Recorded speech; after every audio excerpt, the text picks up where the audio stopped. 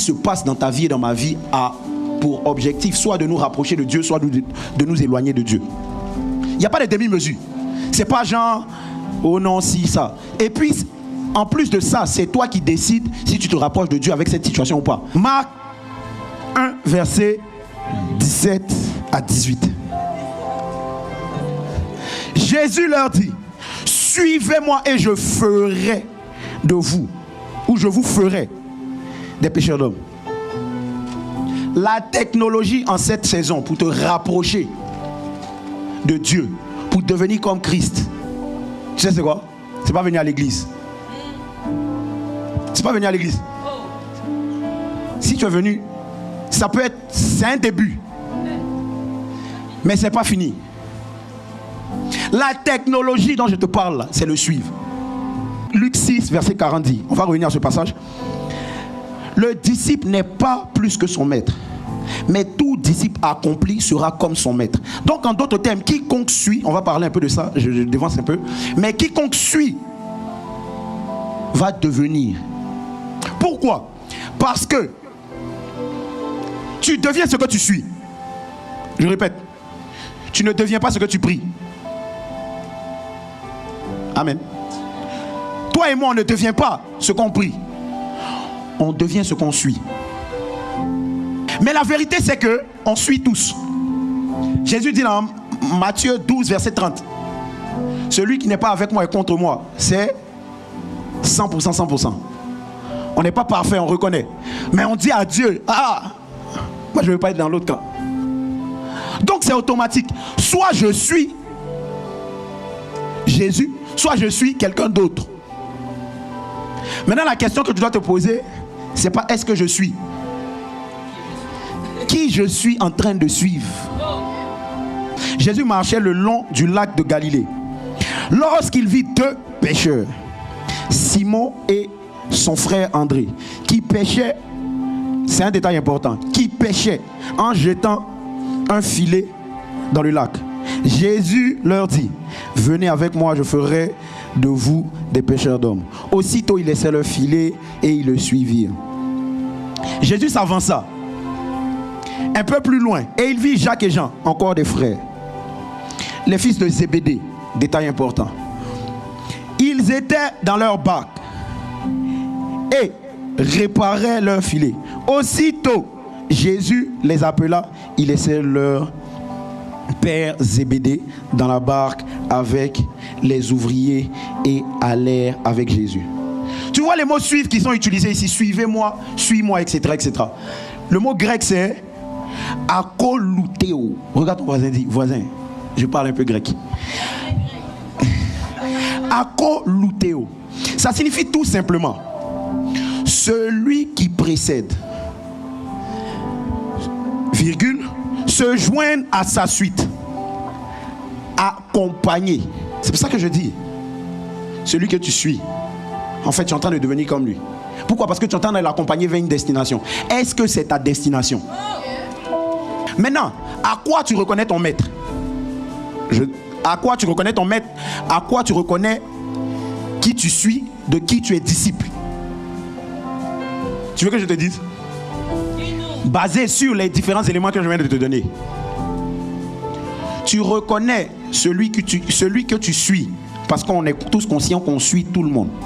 Tu reconnais celui que tu suis en fonction de ce que tu es capable de sacrifier pour la personne. Voilà pourquoi Pierre, je t'explique, Jésus, si Pierre faisait quelque chose de bien, il n'allait pas lui demander laisse ton travail, suis-moi.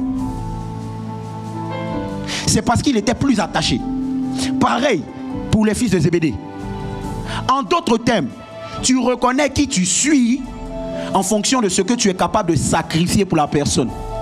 Maintenant, dis-moi, bon, pas toi, toi qui es connecté, on va dans le chat, qui suis-tu? Tu ne suis pas celui que tu pries. Tu suis celui, tu es disciple de celui à qui tu es capable de sacrifier des choses qui te coûtent. En fait, toi et moi, on doit être conscient que le maître, parce que quand on parle de suivre, on parle de disciple. Le maître de notre vie, c'est qui? C'est celui à qui on donne ce qui nous coûte. je prie qu'au sortir de ce culte, là où toi et moi on n'était pas alignés, Mara Sobara, Père, accorde-nous la grâce de te remettre au centre et de pouvoir te suivre, parce que c'est toi notre maître. Maintenant, il y a une catégorie dont je vais parler vite fait. Est-ce que je peux avoir mon image d'abord? Ça c'est quoi? Toi qui viens d'arriver au Canada, je pense que tu ne sais pas c'est quoi. Bienvenue. Dans 3 mois, on va t'expliquer. C'est la neige. Et il y a quelqu'un qui est passé dedans. Quel est ton premier réflexe? Tu marches dedans pour ne pas te mouiller. Maintenant, pourquoi dans ta vie, dans la vie en général, tu ne veux pas suivre quelqu'un? Donc tu vois qu'il y a des neiges spirituelles sur tes pieds qui normalement ne devaient pas être là si tu suivais quelqu'un.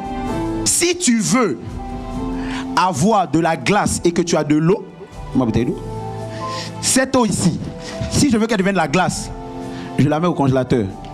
Je dois suivre un procédé. Je te disais que pour devenir, il faut passer par un processus. Tu vois cette eau, même si je chauffe 20 000%, elle ne va jamais devenir la glace. Donc quand on est en train de parler, de manifester la vie de Christ, Jésus te dit ici le moyen par lequel tu peux devenir comme lui. En suivant. Marc 10, 21 à 22. C'est le jeune homme riche, si tu connais l'histoire. En fait, c'est un jeune homme qui arrive vers Jésus.